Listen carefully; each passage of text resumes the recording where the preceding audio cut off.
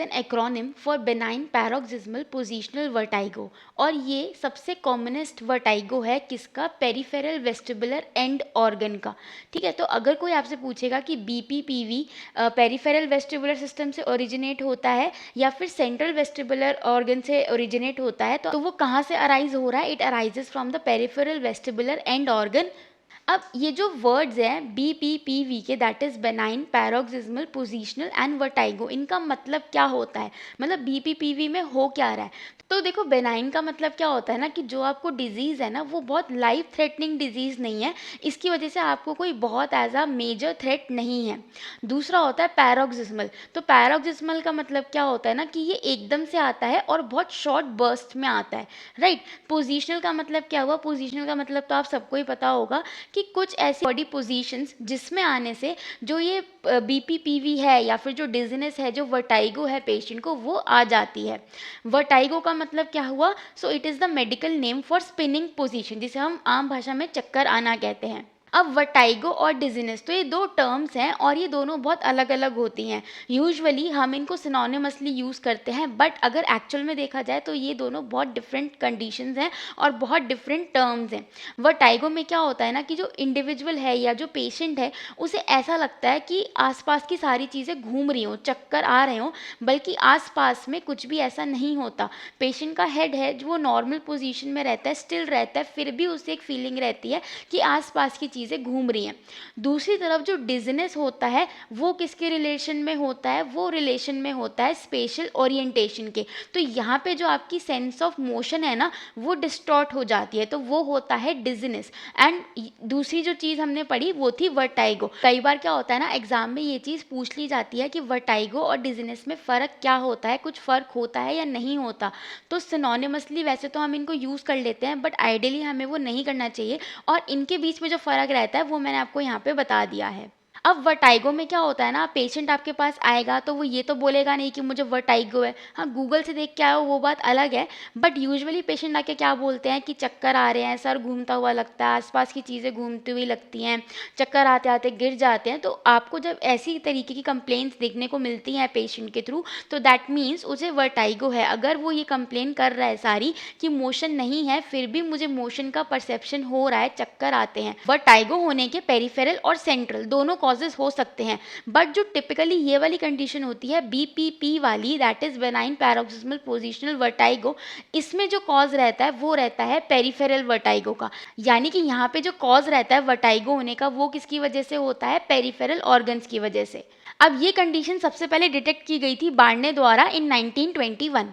इस कंडीशन के अंदर होगा क्या कि जैसे ही कोई पेशेंट मूवमेंट कर रहा है, कि जैसे वो लेट के एकदम से उठ रहे हैं या फिर वो किताब पढ़ रहे हैं और एकदम से ऊपर देखते हैं या फिर ऊपर बॉटल से पानी पी रहे हैं, तो जब इस तरीके की मूवमेंट्स करता है ना पेशेंट, इसके अलावा उनकी अपनी अपनी मूवमेंट्स भी हो सकती हैं जो वो आपको आके बताएंगे, तो उस टाइम पे क्या होता है ना, एकदम से उन्हें चक्कर आते हैं जो कि बहुत सडन होते हैं। मैंने आपको पैरोक्सिस्मल का मतलब बताया था कि सडन और शॉर्ट लिव्ड, तो यहाँ पे उसी तरीके के पेशेंट को एकदम चक्कर आने लग जाते हैं, और ये कंडीशन साथ में पेरिफेरल ऑर्गन्स की वजह से अराइज हो रही हो, तो इसको हम कहते हैं BPPV।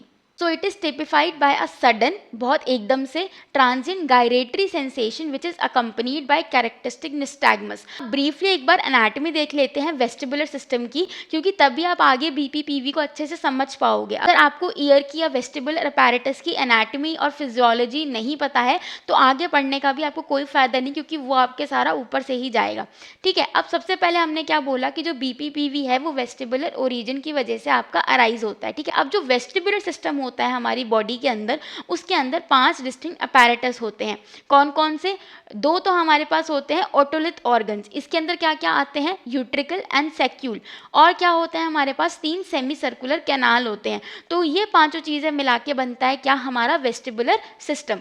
जो सैक्यूल और यूट्रिकल है मैंने आपको अभी बताया, आप यहाँ पे इमेज में भी देख सकते हो, ये क्या बनाते हैं, हमारा ओटोलिथ ऑर्गन, और ये क्या काम करते हैं, ये रिस्पॉन्ड करते हैं लीनियर एक्सेलरेशन को और स्टैटिक हेड टिल्ट के लिए। ये जो ओटोलिथ ऑर्गन्स होते हैं इनके अंदर सेंसरी हेयर सेल्स होते हैं, यानी कि इनके अंदर हेयर्स होते हैं, और वो जो हेयर्स होते हैं ना वो एक जेलेटिनस मटेरियल होता है उनके अंदर, जिनको हम कहते हैं कैल्शियम कार्बोनेट क्रिस्टलाइन स्ट्रक्चर, ठीक है, जिसको हम क्या कहते हैं, ओटोकोनिया। तो ये चीज़ यहाँ पे अच्छे से समझना, क्योंकि इसी के अंदर प्रॉब्लम आती है, इसी के अंदर पैथोलॉजी होती है, जिसकी वजह से बीपीपीवी अराइज होता है। तो ये क्या करते हैं, ये ओटोलिथ ऑर्गन को उनका वजन देते हैं, यानी कि इनर्शियल मास देते हैं। तो ये जो ओटोकोनिया है ये 1 मार्क्स में या वाइवा में डायरेक्ट क्वेश्चन आता है, या फिर अगर आप एमपीटी या पीजी का एग्जाम देते हो अपना, तो वहाँ पे भी डायरेक्ट क्वेश्चन आता है ये ओटोकोनिया क्या होता है। तो it is calcium carbonate crystalline structure material which is present in your otolith organ. भी हमने बात करी ओटोलिथ ऑर्गन यानी कि सैक्यूल और यूट्रिकल की। अब उसके अलावा क्या 3 स्ट्रक्चर्स थे हमारे, वो थे सेमी सर्कुलर कैनाल। तो ये जो सेमी सर्कुलर कैनाल है आपको इमेज में भी दिख रहे होंगे, ये कहाँ प्रेजेंट होते हैं, इनर ईयर के अंदर, राइट। इसके अंदर 3 कैनाल्स होते हैं, कौन कौन से, anterior, posterior and the lateral canal, और ये डिफरेंट डिफरेंट प्लेन में अटैच होते हैं। इनका काम क्या होता है कि ये एंगुलर एक्सेलरेशन को डिटेक्ट करते हैं जब हम डिफरेंट डिफरेंट हेड मूवमेंट करते हैं। क्योंकि ये डिफरेंट डिफरेंट प्लेन में इनकी प्लेसमेंट रहती है, तो ये 3 डायमेंशनल स्पेस में जो मूवमेंट हो रही है हमारी उसको अच्छे से डिटेक्ट करते हैं और इक्विलिब्रियम मेंटेन कराने में हेल्प करते हैं। अब जो सेमी सर्कुलर कैनाल्स हैं ये क्या होते हैं, तो यहाँ पे आपको डिफरेंट कलर्स में दिख रहे होंगे, येलो, रेड एंड ग्रीन। ये हैं हमारे 3 सेमी सर्कुलर कैनाल। तो ये कुछ नहीं होता, सिंपली ये सर्कुलर ट्यूब्स होती हैं। इनके अंदर एक लिक्विड या फिर एक फ्लूइड हम कह सकते हैं प्रेजेंट होता है, जिसको हम कहते हैं एंडोलिम्फ, राइट। तो हमारे पास 3 सेमी सर्कुलर कैनाल होते हैं, कौन कौन से, एंटीरियर, पोस्टीरियर, लेटरल। लेटरल वाले को हम हॉरिजॉन्टल भी कह देते हैं और एंटीरियर वाले को सुपीरियर भी कहते हैं। So these are the 3 semi circular canals. जो एंटीरियर सेमी सर्कुलर कैनाल है, सेमी सर्कुलर कैनाल को शॉर्ट में एससीसी कहते हैं। इसकी लेंथ रहती है 15 से 20 mm, पोस्टीरियर वाले की 18 से 22 और लेटरल वाले की रहती है 12 से 15 mm। याद रखना ये mm में है, सेंटीमीटर में नहीं है, ठीक है। तो आपके एंटीरियर और पोस्टीरियर एससीसी होते हैं, ये एक दूसरे से राइट एंगल्स पे अटैच होते हैं, और वही जो लेटरल एससीसी होता है वो हॉरिजॉन्टली प्लेस्ड होता है। इसीलिए लेटरल एससीसी को हम हॉरिजॉन्टल एससीसी भी कहते हैं, because of its positioning and placement. So यहाँ पे आप देख सकते हो, यहाँ पे अगर कोई इंडिविजुअल सुपाइन लाइन पोजीशन में है तो उसके जो सेमी सर्कुलर कैनाल्स हैं उनकी किस तरीके से पोजीशनिंग होती है, प्लेसमेंट होती है, यहाँ पे इन्होंने बहुत अच्छे से वो दिखा रखी है। These are the 3 semi circular canal, और ये कहाँ प्रेजेंट होते हैं, आपके इनर ईयर के अंदर। हमने ये पढ़ा था कि जो सेमी सर्कुलर कैनाल है वो क्या है, सर्कुलर स्ट्रक्चर्स हैं, और उनके अंदर एक फ्लूइड रहता है जिसे हम कहते हैं एंडोलिम्फ। अब जैसे ही ये कैनाल का जो कॉर्नर वाला पार्ट होता है ना, आर्म होती है, उसे हम कहते हैं क्रूरा, जैसे आपको यहाँ इमेज में भी दिख रही है। क्रूरा जो है वो टर्मिनेट होके क्या बनाती है, एम्पुला, यानी कि जो सेमी सर्कुलर कैनाल का कॉर्नर है, जो सर्कल का राउंड पार्ट है जो लग रहा है दूसरी जगह से, वो होता है आपका एम्पुला। क्योंकि सेमी सर्कुलर कैनाल में भी एंडोलिम्फ भरा होता है, तो जो एम्पुला है उसके अंदर भी एंडोलिम्फ प्रेजेंट होता है। अब एम्पुला के अंदर एंडोलिम्फ तो होता ही होता है, साथ में उसके एक और स्ट्रक्चर होता है जिसे कहते हैं क्यूपुला, राइट। तो ये क्या होता है, ये एक जेलेटिनस मास होता है, एक जेली लाइक स्ट्रक्चर होता है, और क्यूपुला के बेस पे भी ना सेंसरी हेयर सेल्स प्रेजेंट होते हैं। जैसे ओटोलिथ ऑर्गन में भी सेंसरी हेयर सेल प्रेजेंट थे, ऐसे ही जो सेमी सर्कुलर कैनाल का एम्पुला वाला पार्ट है उसके अंदर भी आपके सेंसरी हेयर सेल्स प्रेजेंट होते हैं। अब वेस्टिबुलर सिस्टम की फिजियोलॉजी की बात करें तो यहाँ पे 2 तरीके के स्ट्रक्चर्स हमें देखने को मिलते हैं, कीनोसीलिया एंड स्टेरोसीलिया। जो कीनोसीलिया होते हैं ये मैकेनो सेंसिंग सीलिया होते हैं, जो कि सेंस ऑफ द मूवमेंट को डिटेक्ट करने में हेल्प करते हैं। दूसरे होते हैं स्टेरोसीलिया, ये भी मैकेनो सेंसिंग ऑर्गेनेली होते हैं। इनका क्या काम होता है कि ये जो मैकेनिकल एनर्जी आती है, अब कानों का काम क्या होता है कि बाहर से जो आवाज़ आ रही है उनको सुनना है ना, एब्जॉर्ब करना और हमें बताना। तो बाहर से जो साउंड एनर्जी आ रही है, मैकेनिकल एनर्जी जो आ रही है, उसको ये कन्वर्ट करते हैं इलेक्ट्रिकल सिग्नल्स में, ठीक है। जैसे ही इलेक्ट्रिकल सिग्नल में कन्वर्ट होते हैं तो वहाँ से जो हमारी ऑडिटरी नर्व या फिर जो वेस्टिबुलर नर्व जाती है वहाँ पे ये सिग्नल्स चले जाते हैं। तो कीनोसीलिया का अलग काम है, स्टेरोसीलिया का अलग काम है, बट दोनों ही जो स्ट्रक्चर्स होते हैं ये हमारे इनर ईयर या फिर सुनने की जो सेंस ऑफ हियरिंग की फिजियोलॉजी है उसके लिए बहुत इंपॉर्टेंट होते हैं। सो यहाँ पे आप देख सकते हो किनोसीलिया एंड स्टेरोसीलिया ये हेयर सेल्स होते हैं, राइट। ये कहाँ पे प्रेजेंट होते हैं, क्रिस्टा एम्पुलैरिस में, जो कि सेंसरी ऑर्गन होता है एंगुलर रोटेशन को डिटेक्ट करने के लिए। अब जैसा मैंने आपको बताया, ये जो किनोसिलिया और स्टेरोसिलिया होते हैं, इनका काम क्या है बेसिकली कि ये जो हमारी ऑडिटरी वेस्टिबुलर नर्व है उसमें ये सिग्नल्स देके पहुंचा देते हैं, इलेक्ट्रिकल सिग्नल्स में कन्वर्ट करते हैं। तो कैसे कन्वर्ट कर रहे हैं यहाँ पे?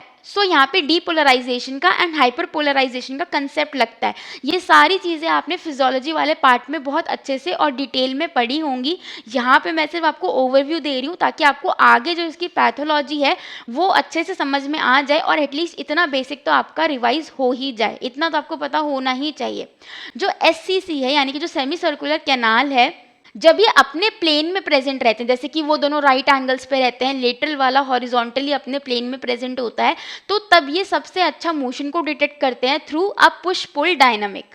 ऐसे अब मैंने आपको बताया कि हमारे कान के अंदर क्या है, सेंसरी हेयर सेल्स हैं, सेमी सर्कुलर कैनाल में भी हैं, और जो आपका ओटोलिथ ऑर्गन है वहाँ पे भी आपके सेंसरी हेयर सेल्स प्रेजेंट हैं, राइट। तो जैसे ही आप अपना हेड राइट की तरफ मोड़ते हैं, यानी कि राइट डायरेक्शन की तरफ लेके जाते हो, तो जो आपके हेयर सेल्स है ना, जो कि राइट हॉरिजॉन्टल SCC में है, वो एक्साइटेड हो जाते हैं, ठीक है। और क्या हो रहा है साथ में कि जो लेफ्ट वाले हॉरिजॉन्टल SCC के सेल्स हैं वो इनहिबिट हो जाते हैं। क्यों? क्योंकि आपका जो मूवमेंट हुआ है हेड का वो हुआ है टुवर्ड्स द राइट, तो जो राइट वाले हेयर सेल्स हैं वो एक्टिवेट हो गए हैं, और जो लेफ्ट साइड के हैं वो इनहिबिट हो गए हैं या फिर डीएक्टिवेट हो गए हैं।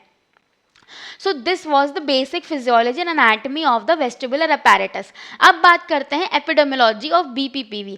तो जितने भी वर्टाइगो के पेशेंट्स हैं, अगर आपके पास 100 वर्टाइगो के पेशेंट आ रहे हैं तो उनमें से जो 26 पेशेंट हैं उनको BPPV ही होगा, जिसकी वजह से उनको वर्टाइगो देखने को मिल रहा है। मेल एंड फीमेल दोनों ही इक्वली अफेक्टेड रहते हैं इस कंडीशन के अंदर। जो कॉमनेस्ट एज ग्रुप रहता है for this condition is 40 to 60 years.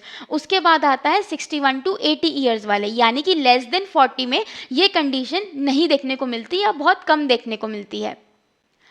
BPPV अगर पूछा जाए कि ये राइट वाला है लेफ्ट वाला, कौन सा ईयर ज़्यादा इन्वॉल्व रहता है, तो राइट वाले ईयर में ज़्यादा आपको देखने को मिलेगा। It is more unilateral as compared to the bilateral. क्यों? क्योंकि ज़्यादातर लोगों को सोने की आदत कहाँ होती है, टुवर्ड्स द राइट साइड। तो ये सारी इन्फॉर्मेशन ली है मैंने इस आर्टिकल से, जो कि मैंने यहाँ पे साइट कर रखा है, that is Ghosh et al 2023। इसका पूरा डिटेल, इस आर्टिकल का पूरा रेफरेंस आपको इस वीडियो के एंड में मिल जाएगा।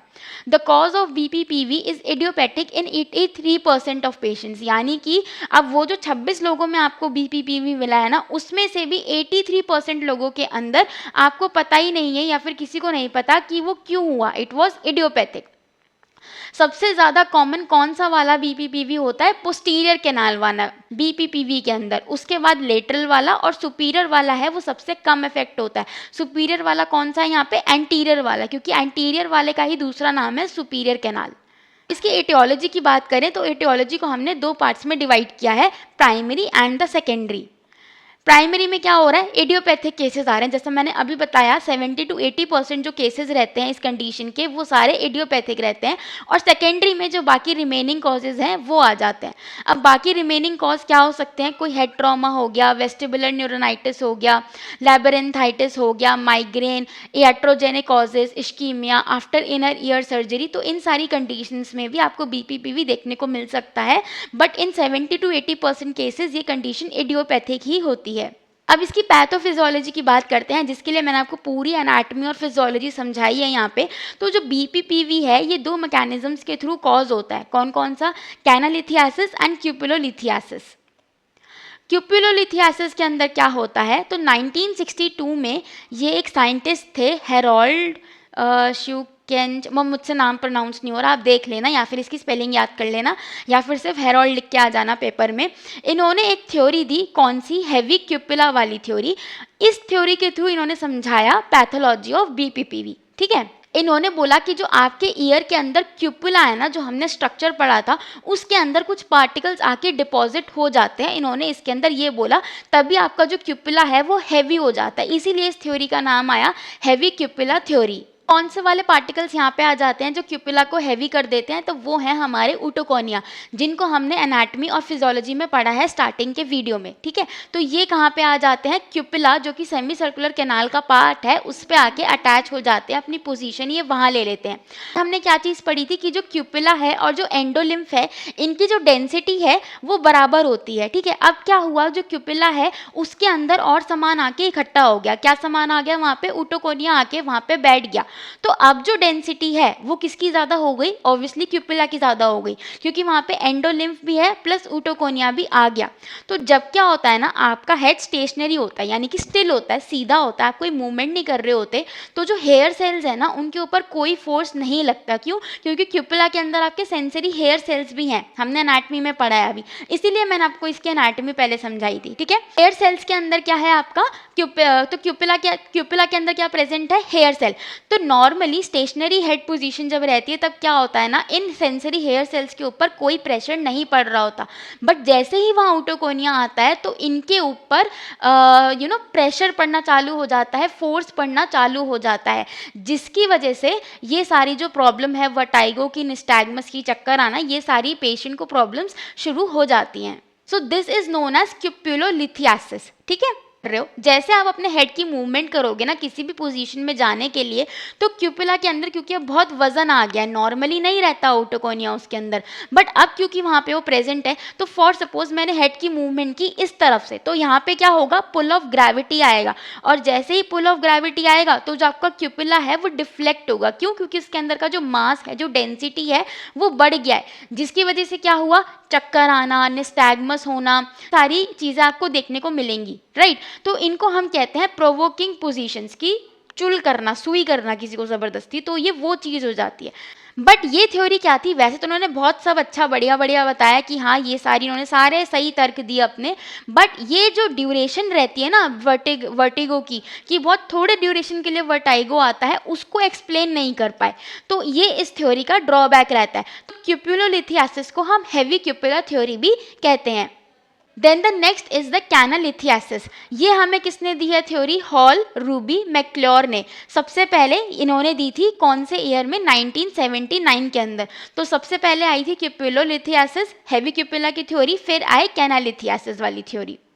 यहाँ पे इन्होंने क्या बोला कि जो अब आपका पार्टिकल था जो क्यूपुला में जाके चिपक गया था, ऊटोकोनिया जो क्यूपुला में बैठ गया था, वो वहाँ नहीं बैठता, वो तैरता रहता है सेमी सर्कुलर कैनाल के अंदर। तो वो फ्रीली फ्लोटिंग एंडोलिम्फ जो रहता है उसके अंदर तैरता रहता है, घूमता रहता है। ठीक है, these particles are degenerated otoconia. अब ये किससे बनते हैं, these are made up of otoconia proteins like OC90, otolin, SC1, जो कि कैल्शियम कार्बोनेट के साथ बाइंड हो जाते हैं और ऊटोकोनिया हमारा डेवलप हो जाता है। ठीक है, तो क्यूपुलोलिथियासिस क्या कह रहा था कि ये जो ऊटोकोनिया है ये क्यूपुला के अंदर जाके बैठ गया। इन्होंने क्या बोला कि वो वहां जाके बैठता नहीं है, ये एंडोलिम्फ के अंदर सेमी सर्कुलर कैनाल के अंदर तैरता रहता है, फ्लोट करता रहता है। अब यहाँ पे क्या होगा, जैसे ही पेशेंट अपनी पोजीशन चेंज करेगा, जिस भी तरफ ग्रेविटी का पुल आया वहाँ पे क्या होगा, जो ऊटोकोनिया है जो आराम से तैर रहा है ना, वो SCC के अंदर घूम जाएगा। ठीक है, SCC के अंदर घूमेगा वो जिस तरफ ग्रेविटी का इफेक्ट जाएगा, फिर क्या होगा, एंडोलिम्फ की भी मूवमेंट होगी और जो क्यूपुला है उसके अंदर डिफ्लेक्शन होगा। जैसे उसके अंदर डिफ्लेक्शन होगा, जो सेंसरी हेयर सेल्स हैं वो एक्टिवेट हो जाएंगे। ठीक है, उसकी वजह से क्या होगा, हमारा जो वेस्टिबुलर नर्व है वो एक्टिवेट हो जाएगी, तो वर्टाइगो और निस्टैग्मस हमें देखने को मिल जाएगा पेशेंट के अंदर। So this is canalithiasis and this is cupulolithiasis. ठीक है, तो ये याद रखना कि कैनालिथियासिस के अंदर क्या है, जो आपका ऊटोकोनिया है वो तैरता रहता है, और क्यूपुलोलिथियासिस में क्या होता है, जो आपका ऊटोकोनिया है वो क्यूपुला से चिपका हुआ रहता है। ये एक टाइमलाइन है जो मैंने आपको यहाँ बताई है। 1921 में क्या हुआ, बार्ने ने सबसे पहले डिस्क्राइब किया BPPV को, फिर 1952 के अंदर डिक्स एंड हॉलपाइक आए जिन्होंने ये टर्म कॉइन करी। तो अगर कोई पूछता है कि BPPV टर्म किसने कॉइन करी, तो ये करी डिक्स एंड हॉलपाइक ने इन 1952। जब आप ये BPPV हम आगे और सेशंस में पढ़ेंगे तो एक स्पेशल टेस्ट होता है टू डिटेक्ट दिस, वो भी इन्हीं के नाम पे है और वो इन्होंने ही बताया था। अब आ जाते हैं हम 1969 के अंदर। तो ये जो साइंटिस्ट थे, फिर से इनका नाम आ गया, या आप पढ़ लेना जैसा आपको पढ़ना हो, इन्होंने थ्योरी दे दी क्यूपुलोलिथियासिस की। ठीक है, कि जो आपका ऊटोकोनिया है वो क्यूपुला से चिपका रहता है और उसकी वजह से ये सारे सिम्टम्स आते हैं। फिर now coming to the year 1979, तो हॉल ने कौन सी थ्योरी दी, कैनालिथियासिस की। इन्होंने क्या बोला कि जो ऊटोकोनिया है वो चिपका हुआ नहीं रहता, वो तैरता हुआ रहता है। फिर प्रायर टू 1980s, ठीक है ना, मतलब 1980 से थोड़ा टाइम पहले ही ये माना जाता था कि जो BPPV है, यानी कि ये जो कंडीशन है ये सिर्फ पोस्टीरियर SCC में ही पाई जाती है। क्यों ऐसा लगता था लोगों को, क्योंकि ज़्यादातर केसेस में जो पोस्टीरियर कैनाल है आपका वही अफेक्टेड रहता है ना, तो इस लोगों को लगता था कि ये सिर्फ पोस्टीरियर कैनाल में ही होता है और किसी कैनाल में होता ही नहीं है। फिर 1985 में मैक्लोर ने कंसेप्ट दिया, इंट्रोड्यूस करवाया, क्लिनिकल फीचर्स बताए और इन्होंने बोला कि हॉरिजॉन्टल कैनाल के अंदर भी आपका BPPV होता है। सो दिस इज द टाइमलाइन कि BPPV जो है वो कैसे कैसे प्रोग्रेस हुआ है। These are all the references जो कि मैंने इस स्लाइड के अंदर यूज़ किए हैं। अगर आप इसके बारे में और पढ़ना चाहते हो और डिटेल में जाना चाहते हो, वैसे तो इतना बहुत है जितना मैंने आपको पढ़ाया, बट और जानना चाहते हो तो आप ये सारे रेफरेंसेज हैं, इनमें से आर्टिकल आप देख सकते हो और इनके बारे में आगे आप पढ़ सकते हो। This is all about benign paroxysmal positional vertigo. So if you have any doubt, you can ask me in the comment section. Also, if you found this video helpful, please like, share and subscribe to my channel. And this is the part 2 of this condition.